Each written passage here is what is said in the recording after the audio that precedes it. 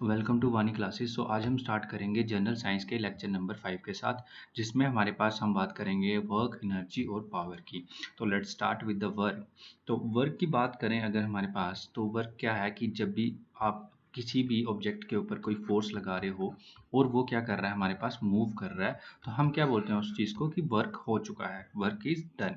तो उसके एग्जाम्पल में आप देख सकते हो, एक ट्रेन है जिसका इंजन जो है वो क्या कर रहा है, पूरी जितनी पीछे बोगी लगी हुई है उसको खींच रहा है आगे की तरफ। ठीक है, तो वो क्या कर रहा है, एक फोर्स लगा रहा है, उसकी वजह से ट्रेन मूव कर रही है।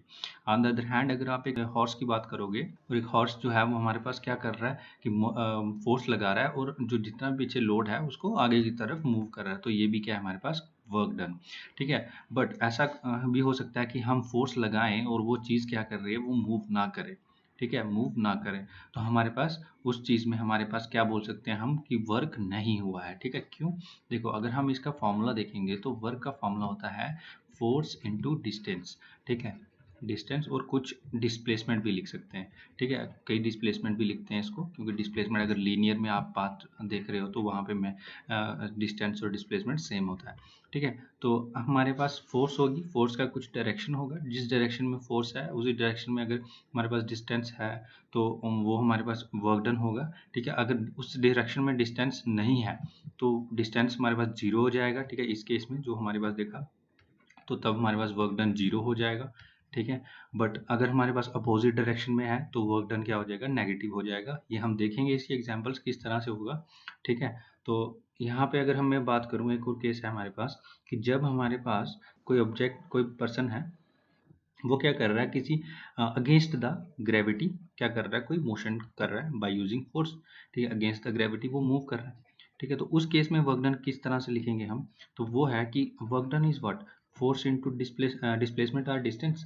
तो देखो यहाँ पे जो फोर्स काम कर रही है ना, वो है वेट। ठीक है, force, weight is also a force ना, तो वेट इनटू क्या लिख सकता हूँ मैं, जो इसका डिस्प्लेसमेंट किस तरह हो रहा है, ऊपर की तरफ हो रहा है, तो ऊपर की तरफ डिस्प्लेसमेंट को मैं क्या बोल सकता हूँ, हाइट। ठीक है, तो वर्क डन उस केस में क्या हो जाएगा, वेट इंटू हाइट। वेट का क्या होता है, जी इंटू हाइट। ठीक है, तो इसको मैं फोर्स भी बोल सकता हूँ, तो वही है फॉर्मूले के हिसाब से। ठीक है, और एक और चीज़ कि वर्क जो है वो क्या है, एक स्केलर क्वांटिटी है। ठीक है, और इसके यूनिट की बात करूँ अगर, तो work is equals to force into displacement और डिस्टेंस। ठीक है, तो फोर्स के यूनिट क्या होते हैं हमारे पास, न्यूटन। डिस्प्लेसमेंट के यूनिट मीटर। ठीक है, तो डिस्प्लेसमेंट के यूनिट मीटर, तो ये आएगा न्यूटन मीटर, इसके यूनिट हो गए वर्क के। बट वर्क को हम एक और यूनिट से बोलते हैं कि उसके यूनिट क्या होते हैं, जूल। जूल भी लिखते हैं। ठीक है, जूल लिखते हैं। उसके बाद हमारे पास अगर मैं बात करूं कि हमारे पास कोई, जैसे ये कुछ केसेस हैं जिसमें हमारे पास क्या है कि अगेंस्ट, ये केसेस हैं कुछ अगेंस्ट द ग्रेविटी के। ठीक है, जिसमें आप देख सकते हो कि हमारे पास जो फोर्स लगाई जा रही है, ठीक है, फोर्स जो है वो कौन सी है, वेट। ठीक है, और उसके बाद हमारे पास हाइट जो है वो वर्टिकल हाइट है। ठीक है, तो ये वही केसेस हैं। लिफ्ट का केस लिख लो। ठीक है, कोई वेट लिफ्टर है, वो वेट उठा रहा है ऊपर को। ठीक है, कोई बुक उठा के किसी और डिस्टेंस हाइट पे लेके जा रहा है। ठीक है, तो ये सब क्या आगे अगेंस्ट द ग्रेविटी की कुछ एग्जांपल्स हैं। अब अगर हम बात करें कि work done by a force acting obliquely. ठीक है, तो अगर ओब्लिक फोर्स लगा रहे हो आप किसी चीज़ पे, ओब्लिक फोर्स मतलब कि जैसे आपको याद हो कि आप बचपन में कभी ना कभी आपने इस तरह से गाड़ी को खींचा होगा। ठीक है, तो ये किसी एंगल पे जो आपने फोर्स लगाई है उस ऑब्जेक्ट के ऊपर, इसी को बोलते हैं हम क्या, ऑब्लिक मोशन। ठीक है, ऑब्लिक फोर्स लगाई है आपने। ठीक है, तो यहाँ पे ऑब्लिक फोर्स लगाई है। ठीक है, तो वही केस हम अगर देख लें कि ये एक टॉय है और उसके ऊपर आप डायरेक्शन ऑफ फोर्स ये है, और मोशन कौन सी तरफ हो रहा है, ये वाला हो रहा है, तो इसका मतलब क्या है कि जितनी आप फोर्स लगा रहे हो ना, वो कंप्लीटली फोर्स आपकी डायरेक्ट मोशन में कन्वर्ट नहीं हो रही है। कुछ फोर्स जो होगी वो सिर्फ कुछ ही फोर्स जो होगी वो मोशन करेगी। ठीक है, तो उस चीज़ को अगर हम देखें तो इसमें कौन सी फोर्स का कंपोनेंट, देखो फोर्स कोई भी होगी उसके, अगर आप ओब्लिकली लगा रहे हो तो उसके दो कंपोनेंट होंगे। ठीक है, अगर आपको याद हो मोशन में हमने थोड़ा बहुत पढ़ा था, एक हॉरिजेंटल कंपोनेंट होता है, एक वर्टिकल कंपोनेंट होता है। हॉरिजेंटल कंपोनेंट अगर इस, ये मेरे पास फोर्स में एफ लगा रहा हूँ ओब्लिकली, तो मेरे पास हॉरिजेंटल कंपोनेंट आ जाएगा कॉस थीटा। ठीक है, और वर्टिकल कंपोनेंट आएगा साइन थीटा। अब देखो मोशन किस तरफ हो रहा है, इस तरफ हो रहा है, हॉरिजेंटल डायरेक्शन में हो रहा है, तो मेरे पास जो फोर्स का कंपोनेंट इसके लिए रिस्पॉन्सिबल होगा, जिस फोर्स की वजह से ये मोशन हो रहा होगा, वो कौन सा होगा, एफ कॉस थीटा। ठीक है, तो अब अगर मैं वर्क डन को लिखूं तो वर्क डन क्या आ जाएगा, वर्क डन मेरे पास क्या होता है, फोर्स इनटू डिस्टेंस। ओके, या डिस्प्लेसमेंट, ठीक है। तो फोर्स जो मेरे पास लगाऊंगा, फोर्स कौन सी आ जाएगी अब मेरे पास, एफ कॉस थीटा, ठीक है। ये फोर्स लग रही है और उसकी वजह से जो है मोशन हो रहा है, ठीक है। तो डिस्टेंस को मैं एस से लिख सकता हूँ। तो इस केस को मैं एफ एस कॉस थीटा भी लिख सकता हूँ, ठीक है। तो ये क्वेश्चन अगर कभी आए कि ऑब्लिकली अगर मैं मूव कर रहा हूँ वर्टिकल में, तो मेरे पास हॉरिजॉन्टल डायरेक्शन में, ठीक है, फोर्स के साथ, तो मेरे पास वर्क डन इस तरह का होगा। ऑन द अदर हैंड अगर कुछ ऐसा केस हो कि जिसकी वजह से मोशन ऊपर की तरफ हो, तो हम इसको लिख सकते थे एफ साइन थीटा, ठीक है। तो ओके, तो अब हम देखें तो वर्क डन अगर हम कोशिश करें समझने की, अगर हमारे पास मान लो कि हम फोर्स कहाँ से लगा रहे हैं, इस ऑब्जेक्ट पे हम फोर्स लगा रहे हैं 90 डिग्री पे, एंगल कितना है 90 डिग्री, मान लो ये हम यहाँ से फोर्स लगा रहे हैं, ठीक है। तो ये फोर्स लगाओगे, क्या इसमें कोई मोशन होगा, होगा कि नहीं होगा वो देखेंगे, वो किस पे डिपेंड करेगा। देखो मोशन जो होना है वो कहाँ पे होना है, हॉरिजेंटल डायरेक्शन में, तो उसके लिए मुझे फोर्स का कौन सा कंपोनेंट लेना पड़ेगा, फोर्स कॉस थीटा। तो जब मैं थीटा में वैल्यू डालूंगा थीटा की 90 डिग्री, तो क्या आएगी मेरे पास वैल्यू, अगर आपको याद हो कॉस थीटा का हमारे पास कुछ इस तरह से मूव करता है वेव, ठीक है। तो इसमें जब हमारे पास 0 डिग्री एंगल होगा, ठीक है, और ये 90 होगा, ठीक है, तो 0 डिग्री पे कितनी वैल्यू होती है कॉस की 1, और जो 90 होता है उस पर कितनी होती है 0, ठीक है। तो कॉस 90 0 होता है, तो मतलब वर्क डन क्या हो जाएगा, F cos theta into S. तो यहाँ पे थीटा की जगह 90 डालने पे मेरे पास ये वाला पूरा कंपोनेंट 0 हो जाएगा, तो इसकी वजह से क्या हो जाएगा, वर्क डन कितना हो जाएगा 0, ठीक है। तो कभी भी हम फोर्स अगर 90 डिग्री पे लगा रहे होंगे, ठीक है, तो जो हमारे पास लीनियर मोशन होगा, वर्क डन जो होगा, ठीक है, वो हमारे पास क्या हो जाएगा 0 हो जाएगा। नेक्स्ट केस में देखें तो work done when the force acts opposite to the direction of motion. तो मान लो मोशन की डायरेक्शन मेरे पास ये है और मैं क्या कर रहा हूँ, फोर्स उसको इस तरफ लगा रहा हूँ, ठीक है। सपोज की फोर्स मैं इस तरफ लगा रहा हूँ और मोशन की डायरेक्शन मुझे ये कंसीडर करनी है, तो एंगल कितना हो गया, एंगल हमारे पास देखें तो यहाँ पे हो जाएगा 180 डिग्री, ठीक है। तो एंगल 180 डिग्री होगा किस किसके बीच में, डायरेक्शन ऑफ मोशन और फोर्स के बीच में, ठीक है। तो हमें मेन चीज यही देखनी है कि हमें डायरेक्शन ऑफ फोर्स और हमारे पास डायरेक्शन ऑफ मोशन के बीच में कितना एंगल है, ठीक है। ये चीज हमने देखनी है बस, उसकी वजह से हमारे पास पूरा कैलकुलेशन हो जाएगा इजीली, ठीक है। तो आप अगर इसको देखोगे तो हमारे पास 180 डिग्री होगा, तो वर्क डन कितना हो जाएगा मेरे पास, F cos 180 degree into S, ठीक है। तो 180 डिग्री मेरे पास कितना होता है कॉस की वैल्यू, अगर मैं ये 0 इसको मान रहा हूँ 90 इसको मान रहा हूँ, तो ये यहाँ पे मेरे पास कहीं क्या होगा 180 होगा। तो 180 पे कितनी वैल्यू आ रही है मेरे पास कॉस की -1, ठीक है। तो मैं इसको लिख सकता हूँ माइनस एफ इंटू एस। तो देखो यहाँ पे वर्क डन क्या हो गया, नेगेटिव साइन दिखा रहा है। इसका मतलब क्या है, नेगेटिव का साइन का मतलब ही यही है कि जब मैं जिस डायरेक्शन में मैं फोर्स लगा रहा हूँ ना, उसके अपोजिट डायरेक्शन में मेरे पास क्या हो रहा है, मोशन हो रहा है, ठीक है। सिंपल सा मीनिंग है इसका, ठीक है। अभी हम बात करें अगर एक सर्कुलर पाथ की, तो वहां पे एक बहुत ही अच्छा केस बनता है हमारे पास कि आप जब भी देखो कोई ऑब्जेक्ट एक सर्कुलर पाथ में मूव कर रहा होगा, तो हमारे पास जो उसकी डिस्प्लेसमेंट होगी या मोशन होगी वो किस तरफ होगी, एक सर्कुलर पाथ में, ठीक है। हर एक पॉइंट पे डायरेक्शन इस तरह से होगी, ठीक है, आगे की तरफ। और हमारे पास जो फोर्स होगी जो इसको इस तरह से मूव करने पे मजबूर कर रही होगी, वो कौन सी होती है, वो टूवर्ड्स सेंटर एक फोर्स लग रही होती है जिसको हम बोलते हैं सेंट्रीपिटल फोर्स, ठीक है, आपको अगर याद हो। तो इसकी वजह से ये सेंटर में मतलब सर्कुलर पाथ में मूव कर रहा होगा। तो अगर हम देखें डायरेक्शन ऑफ मोशन क्या है ये, ठीक है, और हमारे पास फोर्स कौन सी है, फोर्स की डायरेक्शन है टूवर्ड्स सेंटर, ठीक है, क्या है हमारे पास towards centre of the circle, ठीक है। तो डायरेक्शन ऑफ मोशन फोर्स यहाँ पे, डायरेक्शन ऑफ मोशन ये है, और इन दोनों के बीच में हमेशा क्या होगा, एक 90 डिग्री एंगल होगा, ठीक है। तो जब भी हमारे पास सर्कुलर मोशन में कोई होगा ऑब्जेक्ट, तो हमारे पास उसमें डायरेक्शन ऑफ मोशन और डायरेक्शन ऑफ फोर्स के बीच में 90 डिग्री एंगल होगा। तो 90 डिग्री एंगल अगर आपको याद है होगा, तो हमारे पास क्या हो जाएगा, वर्क डन क्या हो जाएगा, 0 हो जाएगा, ठीक है। तो वर्क डन 0 होगा, सर्कुलर पाथ में कभी भी कोई ऑब्जेक्ट मूव कर रहा होगा तो उसका वर्क डन जो होगा वो 0 होगा, ठीक है। अब हम स्टार्ट करते हैं एनर्जी के साथ, बट उससे पहले एक क्वेश्चन है। मान लो कि आपके पास ये अर्थ है, अर्थ के अराउंड कोई सैटेलाइट मूव कर रही है, ठीक है। तो उस पे यहाँ पे फोर्स लग रही होगी, मोशन यहाँ पे होगा, तो आपको बताओ कि इसमें वर्क डन कितना होगा, वर्क डन क्या होगा 0 होगा। अगर आप देखो यहाँ ध्यान से, तो ये क्या है 90 डिग्री होगा एंगल, ठीक है। तो अब हम देखेंगे एनर्जी। एनर्जी क्या है कि अगर कोई भी काम करना हो तो उसके लिए कुछ ताकत चाहिए, ठीक है। तो वो जो ताकत है उसी को क्या बोलते हैं, एबिलिटी बोलते हैं, कि ability of an object to do a work, ability of an object to do work, ठीक है। तो वही क्या है हमारे पास एनर्जी है, ठीक है। तो एनर्जी क्या होती है हमारे पास, एनर्जी की अगर आप अमाउंट की बात करो, देखो एनर्जी ऐसी चीज है आप उसको डायरेक्टली कैलकुलेट नहीं कर पाओगे, ठीक है। तो हम इसको रिलेट करके कैलकुलेट करने की कोशिश करेंगे। देखो आपके पास जितनी एनर्जी होगी आप उतना ही काम कर पाओगे ना, ठीक है। तो मतलब क्या, दूसरी तरफ से मैं बोलूंगा कि जितना मैं काम कर पाऊंगा उतनी ही मेरे पास एनर्जी है, ठीक है। तो एग्जैक्टली मैं क्या बोल रहा हूँ कि अमाउंट जो मेरे पास वर्क डन की है ना, उसी अमाउंट को मैं क्या बोल देता हूँ, एनर्जी बोल देता हूँ। तो इसीलिए जो एनर्जी है उसके यूनिट देखोगे आप, तो वो भी क्या है, जूल है, ठीक है। और वर्क डन के यूनिट क्या है, वो भी जूल है, ठीक है। तो 1 जूल को अगर मैं बोलूँ एनर्जी के टर्म्स में, तो क्या बोलता हूँ कि 1 joule is the energy required to do 1 joule of work, ठीक है। तो 1 जूल काम करने के लिए मुझे 1 जूल एनर्जी चाहिए, ठीक है।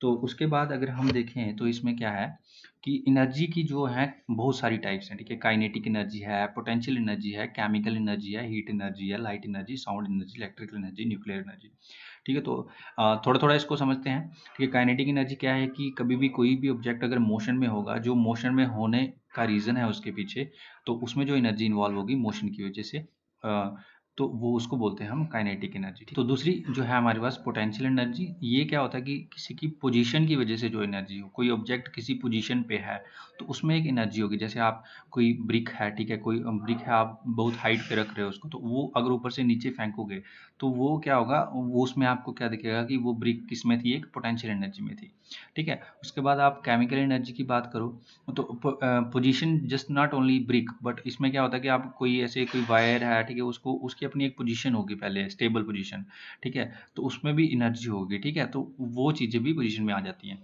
केमिकल एनर्जी बात करो तो जैसे जितने भी एलिमेंट्स हैं, मेटल्स हैं, अलॉयज़ हैं, या कोई केमिकल्स हैं, ठीक है, उनमें क्या होता है कि कुछ बॉन्ड्स होते हैं, ठीक है। बॉन्ड्स की वजह से क्या होता है, उसमें एनर्जी होती है। बॉन्ड एक्चुअली क्या बताता है हमारे पास, एनर्जी बिटवीन टू एटम्स, ठीक है। तो वो हमारे पास क्या है, एक एनर्जी होती है, ठीक है। इसको हम केमिकल एनर्जी बोलते हैं। इसको रिलीज करके हम और किसी फॉर्म में भी यूज़ कर सकते हैं, ठीक है। ये हीट एनर्जी क्या है, हीट एनर्जी मतलब जो चीज़ें हॉट हैं, ठीक है, जितनी भी गर्म चीज़ें हैं, ठीक है, वो उसमें क्या होती है, हीट एनर्जी होती है। लाइट एनर्जी जो हमारे पास, जिसकी वजह से हम क्या कर रहे हैं, लाइट देख पा रहे हैं, ठीक है। तो उसके बाद अगर हम साउंड एनर्जी की बात करें तो साउंड भी हमारे पास क्या होती है, एक एनर्जी की फॉर्म में होती है। उसके बाद इलेक्ट्रिकल एनर्जी होती है, जैसे नाम से पता चल रहा है। न्यूक्लियर एनर्जी, जो कि न्यूक्लियस में से कुछ एनर्जी अगर रिलीज हो रही है, एब्जॉर्ब हो रही है, ठीक है, उनको हम न्यूक्लियर एनर्जी बोल देते हैं, ठीक है। तो आगे अगर हम बात करें तो काइनेटिक एनर्जी की सबसे पहले बात करेंगे। जैसे मैंने बताया था आपको कि काइनेटिक एनर्जी हमारे पास क्या होती है, ड्यू टू मोशन, ठीक है, ड्यू टू मोशन। अब देखो एग्जांपल में आप ये देख लो, एक एथलीट दौड़ रही है, ठीक है, क्रिकेट बॉल जो है मूविंग बॉल थी, हिट कर दी उसको, और उसकी वजह से विकेट क्या कर गई, नीचे गिर गई। ऐसे तो नहीं गिरती, तो इसमें जो एनर्जी थी वो इसने इसको दी, इसकी वजह से वर्क डन हो गया, ठीक है। इसको अगर मैं डिफाइन करना चाहूँ तो वो क्या है मेरे पास कि amount of work before coming to rest. तो अगर कोई ऑब्जेक्ट कोई काम कर रहा है, मोशन में है, ठीक है, अगर वो कोई मोशन में कोई ऑब्जेक्ट है, तो वो जो काम करते जा रहा है बिफोर कमिंग टू रेस्ट, वो सारा जो काम है वो किस में आएगा, काइनेटिक एनर्जी में आएगा, ठीक है। तो उसके बाद अगर इसमें हम इसके फॉर्मूले की बात करें तो उसको थोड़ा मैं डिराइव कराने की कोशिश करूंगा। आपने सुना होगा इसका फॉर्मूला, ठीक है, देखा भी होगा कहीं ना कहीं। तो मैं इसको डिराइव करा के थोड़ा अच्छे से समझाने की कोशिश करूंगा, जिसमें हमारे मोशन का भी थोड़ा रिविजन हो जाएगा, ठीक है। W equals to F into S, this is work done, और इसी को मैं एनर्जी बोल रहा हूँ, ठीक है, एफ इंटू एस, ठीक है। तो अब देखो यहाँ पे कि मैं यूज़ करूँगा यहाँ पे इक्वेशन ऑफ मोशन, ठीक है। इक्वेशन ऑफ मोशन कौन सा यूज़ करूँगा, जिसमें हमारे पास क्या है कि V square equals to U square plus 2a okay. तो ये आपको याद होगा। तो अब यहाँ पे देखो amount of work before coming to rest, ठीक है। तो मतलब रेस्ट पे आ रही है कोई चीज़, उससे पहले मतलब जो काम हुआ है, तो काम हुआ है तो मतलब मैं कोई केस ले लेता हूँ, एक ऑब्जेक्ट है जो पहले मेरे पास मूव कर रहा है, तो अभी फाइनल पोजीशन पे आके वो रुक गया है, ठीक है। तो मान लो पहले उसकी जो वेलोसिटी थी, मैं मान रहा हूँ वो क्या थी, v थी, अभी फाइनल क्या है, u थी। इस u और v के साथ कंफ्यूज मत हो जाना, मैं यहाँ पे इनिशियल वेलोसिटी क्या मान रहा हूँ, v, और ये फाइनल वेलोसिटी क्या मान रहा हूँ, u मान रहा हूँ, ठीक है। तो अब देखो कोई चीज़ पहले v वेलोसिटी भी थे और फिर लास्ट में रेस्ट पे आ रही है, तो मतलब क्या हो रहा है, उसका रिटार्डेशन हो रही है ना, ठीक है। तो रिटार्ड कर रहा है वो, मतलब उसकी एक्सेलरेशन क्या हो रही है, नेगेटिव है। चेंज इन वेलोसिटी है वो क्या हो रहा है, फाइनल वेलोसिटी जो हमारे पास वो कम होती जा रही है, ठीक है ना। तो उसको माइनस से लिख सकता हूँ। अब मैं इस इक्वेशन को दोबारा से फ्रेम करता हूँ, तो ये मेरे पास कुछ इस तरह से दिखेगी। देखो v यहाँ पे जो है ना वो है हमारे पास फाइनल वेलोसिटी। तो इस केस में मैं क्या बोल रहा हूँ कि फाइनल वेलोसिटी क्या है मेरे पास, u, तो u स्केल लिखूंगा। और ये जो हमारे पास इनिशियल वेलोसिटी कंसीडर कर रहे हैं वो v स्केल लिख रहा हूँ। और अब यहाँ पे a कितना है, माइनस a, ठीक है, तो -2as लिख देता हूँ, ठीक है। अब देखो u जो फाइनल वेलोसिटी है ये कितनी है, रेस्ट पे आ रही है कोई चीज़, तो ये कितनी होगी 0, तो इसको मैं 0 बोल रहा हूँ, तो ये 0 हो जाएगा, ठीक है। उसके बाद बचा मेरे पास v² = 2as, ठीक है।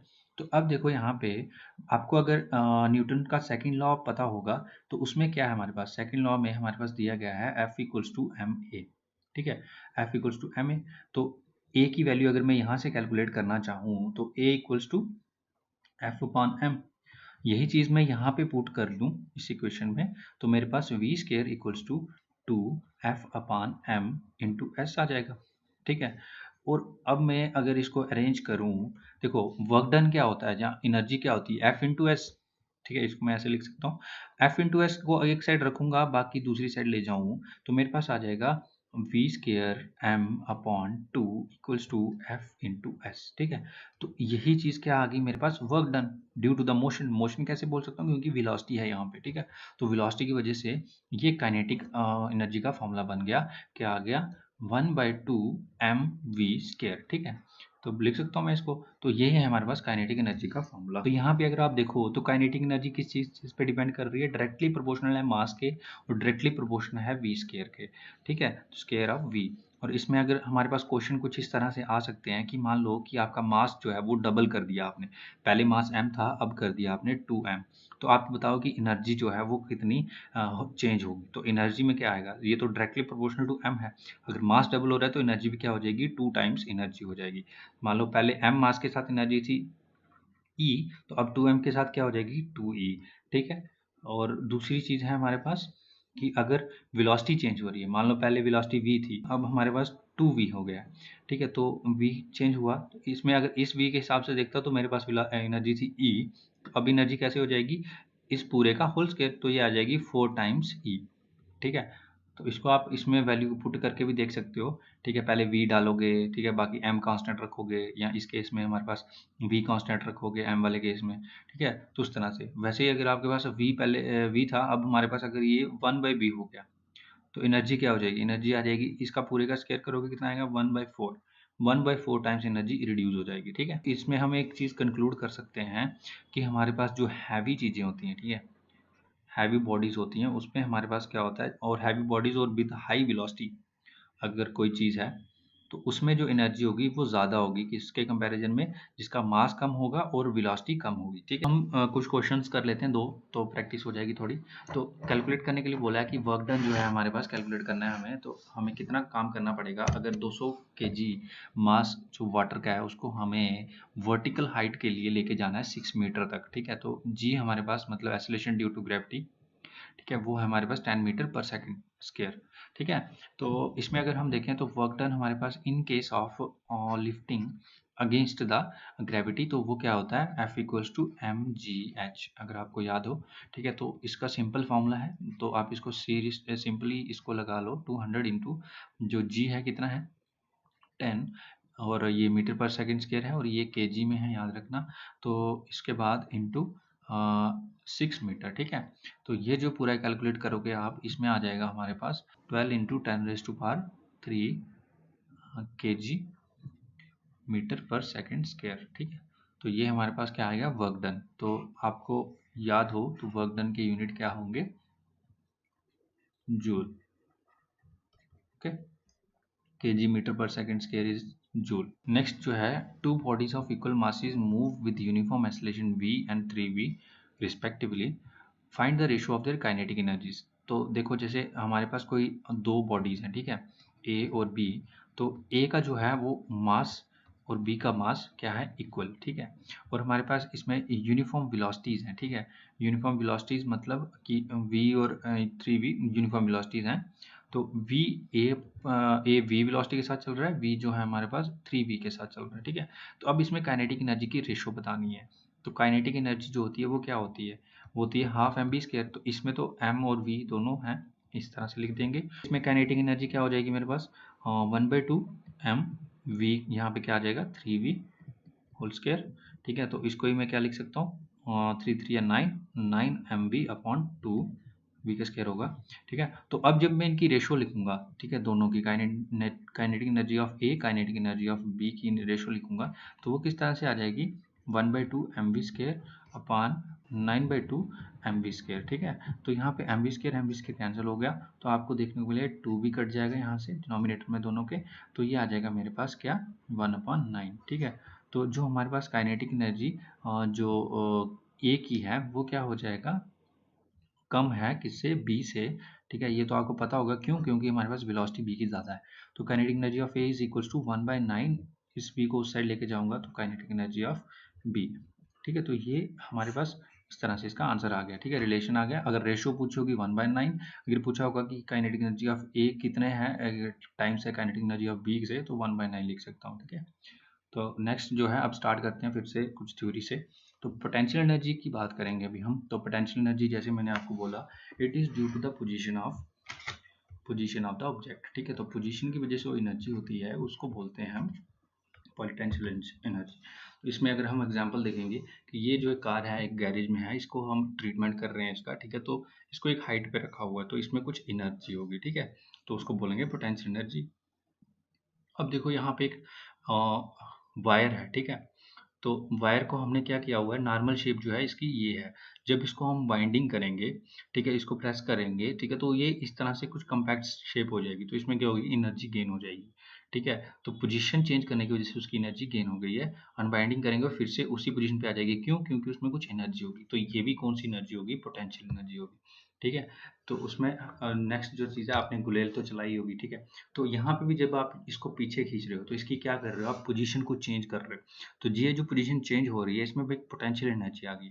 तो जब आप इसको छोड़ोगे तो ये उस एनर्जी की वजह से मूव करता हुआ, जो भी आपने इसके अंदर पत्थर या कुछ भी रखा होगा, तो वो एकदम एनर्जी रिलीज करेगा और वर्क करेगा कुछ। ठीक है, तो वहाँ पे क्या होगा कि आपका पहले पोटेंशियल एनर्जी होगी, तो उसके बाद क्या करेगा, ये काइनेटिक एनर्जी में कन्वर्ट होके ये आपका एकदम से रिलीज होके बाहर निकल जाएगा। ठीक है, और उसके बाद अगर आप बात करो तो धनुष्मान जिसको बोलते हो एरो। ठीक है, तो ये इसमें भी हमारे पास यही काइनेटिक पोटेंशियल एनर्जी होती है जो कि चेंज होती है दूसरी फॉर्म ऑफ एनर्जी में। ठीक है, तो उसके बाद अगर कोई ऑब्जेक्ट कोई वर्ड है, ठीक है, वो किसी वुडन पीस पे बैठा हुआ है, ठीक है, किसी हाइट पे, तो हाइट की वजह से जो एनर्जी होती है वो भी पोटेंशियल एनर्जी होती है। ठीक है, तो आपने इसके कुछ एग्जांपल्स देख ली। तो अब इसको अगर हम फॉर्मुलेट करें, ठीक है, तो फॉर्मूला क्या है इसका, फॉर्मुलेट की बात करें तो हमारे पास जो पोटेंशियल एनर्जी होती है वो क्या होती है, जैसे आपने देखा था कि जो हमारे पास work done due to the position है वही फॉर्मूला है इसका भी। ठीक है, तो वो क्या है, m into M G into H. ठीक है, तो ये पोटेंशियल एनर्जी, क्योंकि पोटेंशियल एनर्जी क्या है एक्चुअली, तो it is only the work done ना।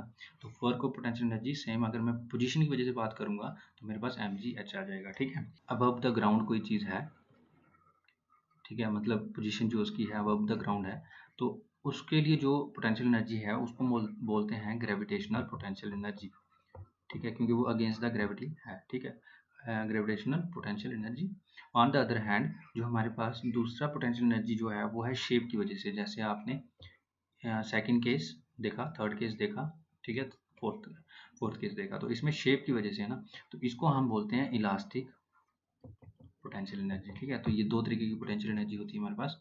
ठीक है, उसके बाद अगर हम बात करें तो जितनी भी हमारे पास पोटेंशियल एनर्जी और काइनेटिक एनर्जी, अगर हम एक ऑब्जेक्ट की बात करें, ठीक है, अगर दोनों को हम सम कर लें उसको हम बोलते हैं मैकेनिकल एनर्जी।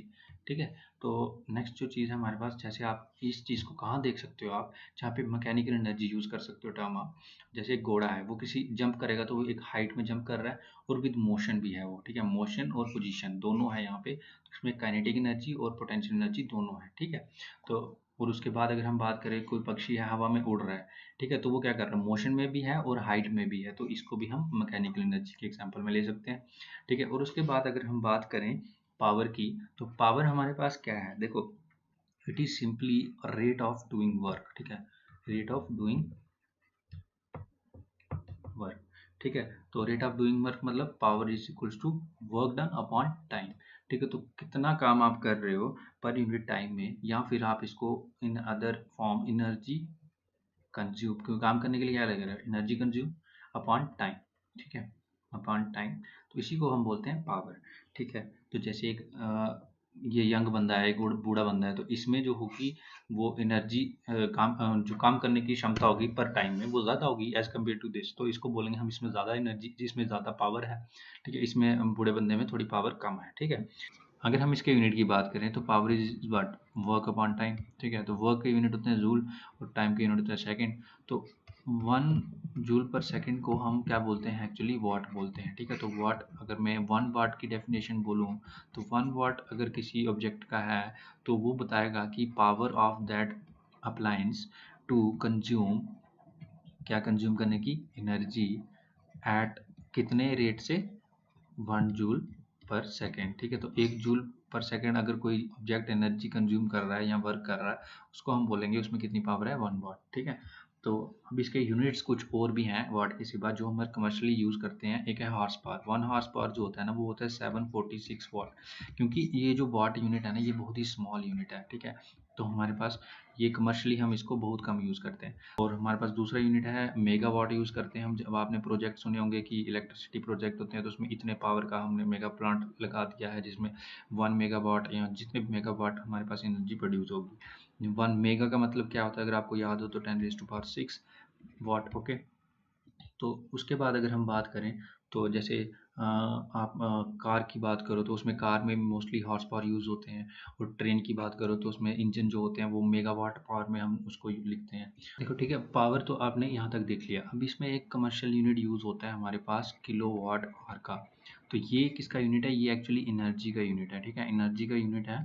तो इसमें इसको हम कैसे लेते हैं, इसको एक्चुअली इलेक्ट्रिकल एनर्जी का है। आप जब भी आप कोई इलेक्ट्रिकल तो अगर आप घर पे कोई भी देखा होगा आपने, मीटर लगे होते हैं, वहाँ पे एक यूनिट लिखा होता है, 1 यूनिट 2 यूनिट। तो वो 1 यूनिट जो होता है ना वो किसके इक्वल होता है, 1 किलोवाट आवर के, ठीक है। तो ये इलेक्ट्रिसिटी का यूनिट है, ठीक है। तो इसमें इसको हम कैसे लिखते हैं, P equals to work done upon time, ठीक है। तो इसी वर्क डन को मैं एनर्जी लिख सकता हूँ, ठीक है। तो एनर्जी में अगर यहाँ से बात करें तो P इंटू टाइम हो जाएगा।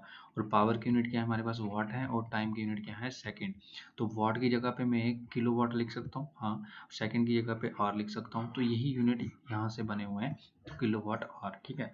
ये हमारे पास कमर्शियल यूनिट है, बहुत ही ज़्यादा यूज़ होते हैं, ठीक है। तो अब इसमें एक एग्जांपल ले लेते हैं कि एक रेडियो सेट है, ठीक है। वो 60 वाट का है, ठीक है। उसकी पावर कितनी है, 60 वाट, ठीक है। तो हमारे पास वो रन कर रहा है 50 आवर के लिए, ठीक है। 50 आवर के लिए रन कर रहा है। How many units kilowatt hour जो है of electricity are consumed, electrical energy are consumed. तो हमें उसके यूनिट्स निकालने हैं। तो आपको पता है 1 किलोवाट आवर जो है उसका यूनिट होता है, ठीक है। तो आपको क्या करना है, यहाँ पे वाट और आवर को मल्टीप्लाई करना है सिंपली। तो 60 × 50 आप कर लोगे यहाँ पे। तो ये हमारे पास क्या आ जाएगा, 6 5 जा। अब देखो यहाँ पे यूनिट का बिल्कुल ध्यान रखना है आपको, 60 वाट इंटू 50 आवर, ठीक है। अब यहाँ पे वाट नहीं चाहिए आपको, किलो वाट चाहिए, क्योंकि यूनिट्स अगर पूछे होंगे तो आपको किलो वाट आवर ही लिखना पड़ेगा। तो इसको कैसे किलो वाट कर सकते हो आप, 60 अगर मैं इसके ऊपर 10⁻³ और 10⁻³ मल्टीप्लाई कर दूँ तो क्या ये सही है, हाँ सही है, ठीक है। तो अब इसको देखो 50 आवर लिख सकता हूँ, क्योंकि ये दोनों कैंसिल कर सकता हूँ मैं, तो वो सिंपल वही चीज़ लिख रहा हूँ मैं। तो 60 इंटू 10⁻³ को मैं क्या लिख सकता हूँ, 60 10⁻³ को मैं यूज़ कर लूँगा इस यूनिट के साथ, तो ये क्या आ जाएगा, किलोवाट पर 10⁻³ इंटू 50 आवर, ठीक है। तो अब देखो इसको मैं क्या लिख सकता हूँ, इक्वल्स टू, इसको मैं अगर मैं ओपन करके लिखता हूँ, यहाँ पे 3 जीरो है, एक एक ये कट गया, ये भी कट गया, ठीक है। 6 5 जा 30 किलोवाट पर 10, ठीक है। तो ये यहाँ पे कट गया, ठीक है। तो इस हमारे पास कितनी, हमारे पास यूनिट आ गई 3 किलोवाट आवर, मतलब कि 3 यूनिट हमारे पास इलेक्ट्रिकल एनर्जी कंज्यूम हो रही है, ठीक है। बाद अगर हम बात करें तो आपने सुना होगा law of conservation of energy में, तो कि energy can never be created not be destroyed. तो यहाँ पे सिर्फ और सिर्फ हमारे पास ट्रांसफ़र होती है एनर्जी, ठीक है, एक फॉर्म से दूसरी फॉर्म तक, ठीक है। तो यहाँ पे अगर आप एक बॉल को देखोगे, ball with potential energy, ball with kinetic energy, मतलब क्या कि एक हाइट पे एक बॉल है, ठीक है, उसको आप ड्रॉप कर रहे हो। तो अगर हाइट पे तो उसमें क्या थी, पोटेंशियल एनर्जी थी। और जब जैसे ही ड्रॉप करोगे तो पोटेंशियल एनर्जी उसकी क्या होगी, कम होती जाएगी। और बढ़ेगी क्या, क्योंकि वो मोशन में आ रही है, तो उसमें क्या होगा कि काइनेटिक एनर्जी बढ़ती जा रही है। Same is the position with this thing, okay. तो उसमें क्या है हमारे पास कि जब ये चीज़ हमारे पास एक हाइट पे है, एक्सट्रीम हाइट पे है, इस पोजीशन की वजह से उसके अंदर एक पोटेंशियल एनर्जी मैक्सिमम हो जाएगी, ठीक है। मैक्सिमम पोटेंशियल एनर्जी कब होगी, जब ये एक्सट्रीम एंड्स पे होगी। तो जैसे ये नीचे की तरफ जाती जाएगी तो इसमें पोटेंशियल एनर्जी क्या होगी, कम होती जाएगी। और काइनेटिक एनर्जी हमारे पास, क्योंकि मोशन की एनर्जी है, वो बढ़ती जाएगी, ठीक है। तो क्या हो रहा है, potential energy is converting to kinetic energy, and again when it is going to back to the high position, the kinetic energy is getting down and it is converted to potential energy, ठीक है। तो उसके बाद अगर हम बात करें एक energy transformation at hydro electric power में, तो किस तरह से होता है। सबसे पहले एक रिजर्वायर में हम क्या करते हैं, पानी को स्टोर करते हैं। मतलब एक हाइट पे होगा ये, तो इसमें पोजीशन में होगा, तो ये एक पोटेंशियल एनर्जी पे होगा, ठीक है। जब इसको ड्रॉप करेंगे तो क्या आ जाएगा हमारे पास, काइनेटिक एनर्जी जनरेट होना जाएगा, इसमें ट्रांसफर होना शुरू हो जाएगी, पॉलिटिकल टू काइनेटिक एनर्जी। तो जब ये काइनेटिक एनर्जी आएगी तो यहाँ पे वाटर जब इसके साथ टरबाइन के साथ जाएगा तो ये इसको रोटेट करेगा, ठीक है। तो रोटेट करेगा तो उसके बाद क्या होगा, हमारे पास यही काइनेटिक एनर्जी क्या हो जाएगी, इलेक्ट्रिकल एनर्जी में कन्वर्ट हो जाएगी, ठीक है। तो यहाँ पे एक ट्रांसफर ऑफ एनर्जी हो रहा है, ठीक है। और यहाँ पे दूसरा केस देखें, अगर एक थर्मल पावर प्लांट में क्या होगा, हमारे पास क्या होता है, हम फ्यूल लेते हैं, ठीक है, फ्यूल को बर्न करते हैं ऑक्सीजन के साथ, तो हमें क्या मिल जाता है, हीट मिल जाता है। तो हीट एनर्जी आ गई, ठीक है। हीट एनर्जी को हम क्या करेंगे, अब इसको यूज़ करेंगे और हम क्या करेंगे, एक टरबाइन को रन करेंगे और उससे क्या मिल जाएगा, मुझे इलेक्ट्रिसिटी मिल जाएगी, इलेक्ट्रिकल एनर्जी मिल जाएगी, ठीक है। तो क्या हुआ हमारे पास, हीट टू इलेक्ट्रिकल एनर्जी हमारे पास ट्रांसफर हुई है एनर्जी की इन थर्मल पावर प्लांट, ठीक है, थर्मल पावर हाउस, ठीक है। उसके बाद हमारे पास एनर्जी कन्वर्टर्स की बात करें तो हमारे पास इलेक्ट्रिक मोटर होती है, ठीक है। इलेक्ट्रिक मोटर आप सबने देखी होगी। इसमें क्या होता है, एक्चुअली हम बिजली देते हैं और क्या होता है कि ये कुछ काम करती है, तो इसमें कौन सी एनर्जी होती है, electrical energy to mechanical energy, ठीक है। उसके बाद इलेक्ट्रिक आयन देखेंगे तो उसमें क्या होता है, हम इलेक्ट्रिक एनर्जी देते हैं और वो क्या करती है, हीट एनर्जी प्रोड्यूस करती है, ठीक है। इलेक्ट्रिक बल्ब देखेंगे तो इलेक्ट्रिकल एनर्जी है, ठीक। अब देखो इलेक्ट्रिकल एनर्जी कहाँ से आई, ये खुद से नहीं जनरेट हुई है, किसी ना किसी सोर्स से हुई है। जैसे हमारे पास हाइड्रो पावर प्लांट था तो वहाँ पे भी हमने कहीं ना कुछ ट्रांसफर हुआ था कोई एनर्जी का, तब जाके इलेक्ट्रिकल एनर्जी बनी, डायरेक्टली नहीं बनी है कहीं से ये, ठीक है। तो इलेक्ट्रिकल एनर्जी से हम क्या कर रहे हैं, इलेक्ट्रिक बल्ब में लाइट एनर्जी में जा रहे हैं, ठीक है। तो रेडियो में क्या हो रहा है, electrical to mechanical to sound, ठीक है। तो ये तीन एनर्जी आ रही है इसमें, कौन सी, इलेक्ट्रिकल सबसे पहले वायर से आएगी, ठीक है। तो वहाँ पे एक डायफ्राम होता है, ठीक है, जिसमें हमारे पास वाइब्रेशन होती है, ठीक है। वाइब्रेशन की वजह से हमारे पास गले में कुछ वाइब्रेशन होती है, उसी की वजह से हम बोल पाते हैं ना। तो वैसे ही रेडियो में भी एक वाइब्रेशन होती है, वो वाइब्रेशन हो रही है तो इसका मतलब क्या है, वो मैकेनिकल एनर्जी है, ठीक है। तो मैकेनिकल एनर्जी होती है, फिर उसका वो मैकेनिकल एनर्जी साउंड में कन्वर्ट होती है और उसको साउंड एनर्जी बोलते हैं, ठीक है। तो नेक्स्ट चीज़ क्या है कि सोलर सेल, सोलर सेल क्या होता है, हमारे पास लाइट होता है, ठीक है। वो क्या करती है, फोटोवोल्टिक सेल्स होते हैं, ठीक है, फोटोवोल्टिक सेल्स होते हैं, ठीक है। तो ये सेल्स क्या करते हैं, सोलर एनर्जी को कन्वर्ट करते हैं किसमें, इलेक्ट्रिकल एनर्जी में डायरेक्टली, ठीक है। तो उसके बाद नेक्स्ट जो एनर्जी है देखेंगे, स्टीम इंजन। स्टीम इंजन क्या होता है कि हमारे पास वाटर होता है, उसको क्या करते हैं, हम हीट करते हैं, ठीक है। वाटर को हीट करेंगे तो वाटर को हीट करेंगे क्या आएगा, उसमें से स्टीम बन जाएगी। तो स्टीम जो होती है ये हाई वेलोसिटी पे होती है, इसको हम क्या करते हैं, हम यूज़ करते हैं टरबाइन रोटेट कराने के लिए। तो हमारे पास क्या होगा, स्टीम जो है उसको हम यूज़ कर रहे हैं किसके लिए, इंजन को रन करने के लिए। तो मैकेनिकल वर्क हो रहा है यूजिंग क्या, actually it is using heat, okay. तो हीट को यूज़ करते हैं हम, mechanic heat energy is converted into mechanical energy, ठीक है। तो कार इंजन की बात करें तो कार इंजन में क्या होता है, हमारे पास फ्यूल यूज़ करते हैं, ठीक है, या फिर आजकल इलेक्ट्रिकल व्हीकल्स हैं, तो इलेक्ट्रिकल या फ्यूल एनर्जी को यूज़ करते हैं हम किसमें, मैकेनिकल एनर्जी में कन्वर्ट करते हैं उसको, ठीक है।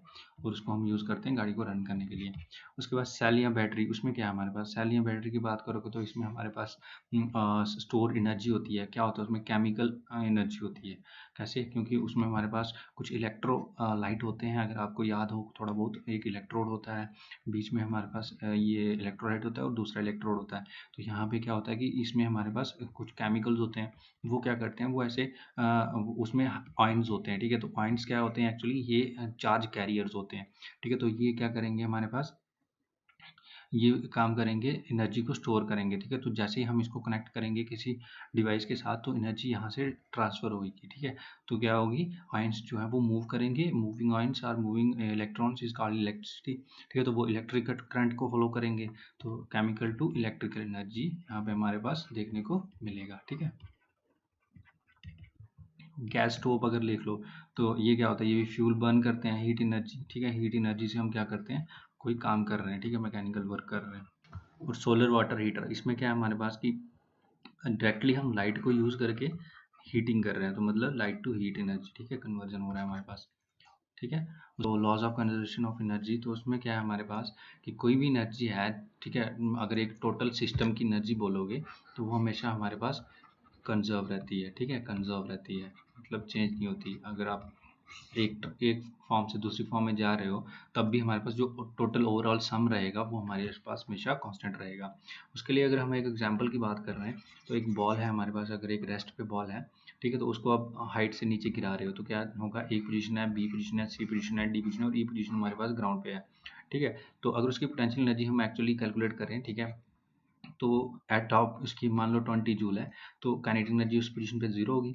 जैसे ही बी पोजीशन पे आई 15 हुई, तो 5 हमारे पास कहाँ चली गई, काइनेटिक एनर्जी में। Total sum 20 20 20 20 20 through out. तो जैसे आप रेस्ट पे आओगे उसकी पोटेंशियल एनर्जी 0 हो जाएगी, काइनेटिक एनर्जी 20 जूल हो जाएगी। तो यहाँ पे आप देख सकते हो। और एक और चीज़ कि जो बॉडी काम कर रही होती है, ठीक है, तो वो क्या करती है, लूज एनर्जी, ठीक है। और दूसरी जिसके ऊपर काम किया जाता है, मान लो ये एक ऑब्जेक्ट है, ठीक है, वो कोई काम कर रहा है, फोर्स, ये दूसरा ऑब्जेक्ट बी है, ए है, तो ये हमारे पास ए जो है वो इस पे फोर्स लगा रहा है, तो ये क्या करेगा, लूज करेगा एनर्जी, ठीक है। और जो बी है वो क्या करेगा, वो उसमें एनर्जी बढ़ जाएगी, वो क्या करेगा, इंक्रीज करेगा एनर्जी, ठीक है। अच्छा, एक और एग्जांपल अगर हम देखें यहाँ पे, तो वो क्या है कि एक पेंडुलम है, ठीक है, तो पेंडुलम की जो एक्सट्रीम पोजीशंस होंगी, ठीक है, जितनी भी एक्सट्रीम पोजीशंस होंगी वहाँ पे क्या होगा, पोटेंशियल एनर्जी हमारे पास मैक्स पोजीशन पे होगी। जिस तरह से हमने एक झूला देखा था, वैसे इस पे भी वही केस है। तो जो इन बिटवीन पोजीशंस होंगी, यहाँ पे हमारे पास पोटेंशियल एनर्जी और काइनेटिक एनर्जी दोनों रहेंगी। बट सेंटर पोजीशन पे क्या हो जाएगी, ये एक ऐसी पोजीशन होगी जो कि मतलब सेंटर मतलब कि ये मीन पोजीशन आ गई, ठीक है, इसको मीन पोजीशन भी बोलते हैं। और इस मीन पोजीशन पे क्या होगा कि हमारे पास पोटेंशियल एनर्जी क्या हो जाएगी, 0 होगी, ठीक है। और एक्सट्रीम पोजीशन पे काइनेटिक एनर्जी 0 होगी, ठीक है, याद रखना। उसके बाद हमारे पास क्या है, कि टोटल एनर्जी जो इसका है वो क्या हो रहा है, एट एनी इंस्टेंट, किसी भी पॉइंट पे बात कर लो, वो हमारे पास दोनों केसेस में हमारे पास सेम होगी, ठीक है। So that's all for today's class, thank you.